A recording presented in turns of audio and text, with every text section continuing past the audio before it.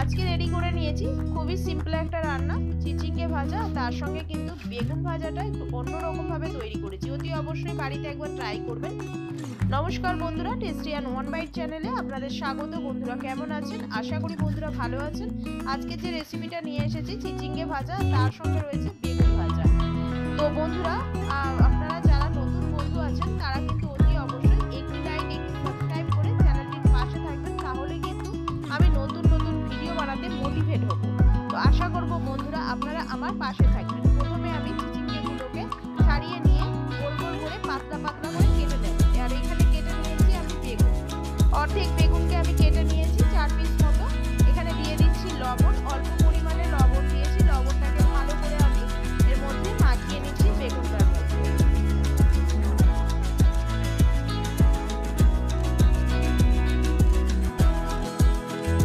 বেগুনটা মাখা হয়ে গেলে নুন দিয়ে তারপরে আমি এখানে অ্যাড করে দেব হলুদ, প্রায় হাফ চা চামচ মতো এখানে আমি হলুদ অ্যাড করে দেব।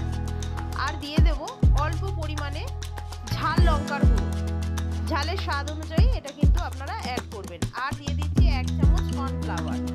এখানে আমি কর্নফ্লাওয়ার ব্যবহার করেছি, আপনারা চাইলে কিন্তু এখানে বেসন ব্যবহার করতে পারেন।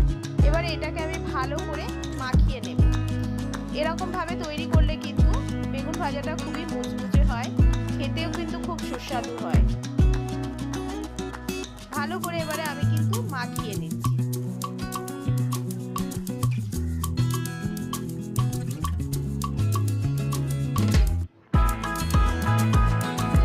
এখানে আমি চিচিঙ্গেগুলোকে কেটে রেখেছিলাম, ধুয়ে নিয়েছি, সেগুলোকে নুন দিয়ে ভালো করে মাখিয়ে রাখছি। এর থেকে কিন্তু জলটা ছেড়ে যাবে আর তার সঙ্গে চিচিঙ্গেগুলো কিন্তু নরম হয়ে যাবে।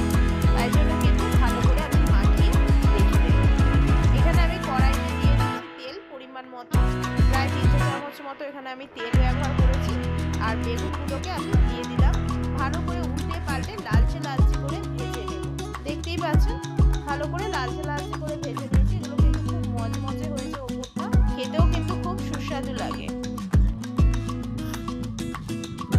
সবগুলোকে তুলে নিলাম। কড়াইতে অল্প তেল ছিল, আরও 2 চামচ মতো তেল দিয়ে একটা শুকনো লঙ্কা দিয়ে হাফ চা চামচ কালো সর্ষে দিয়ে দিলাম। ফুটতে শুরু করলে আমি চিচিঙ্গেগুলোকে দিয়ে দিলাম। দেখুন চিচিঙ্গে থেকে এতটা জল বেরিয়েছে। এখানে দিয়ে দিলাম হলুদ গুঁড়ো হাফ চা চামচ মতো, আর অল্প পরিমাণে লবণ দিলাম। যেহেতু আমি আগে লবণটা দিয়েছি তাই জন্য কিন্তু অতি অবশ্যই লবণটা অল্প পরিমাণেই আমি দিব, বেশি দিলে কিন্তু অতিরিক্ত নুন হয়ে যাবে। ভালো করে নাড়াচাড়া করে নিয়েছি। এবার আমি কাঁচা লঙ্কা এখানে অ্যাড করে দিচ্ছি।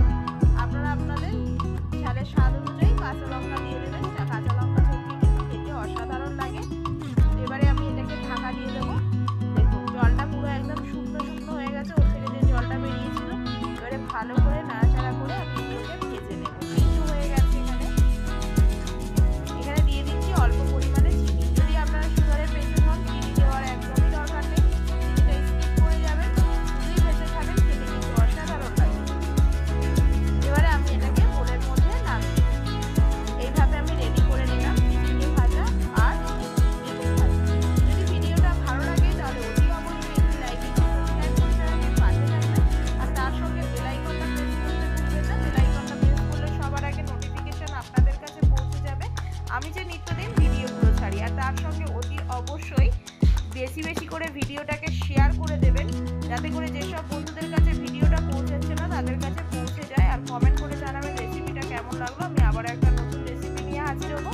ততক্ষণ আপনারা সুস্থ থাকবেন, ভালো থাকবেন। আজকের মতো এই ধন্যবাদ বন্ধুরা।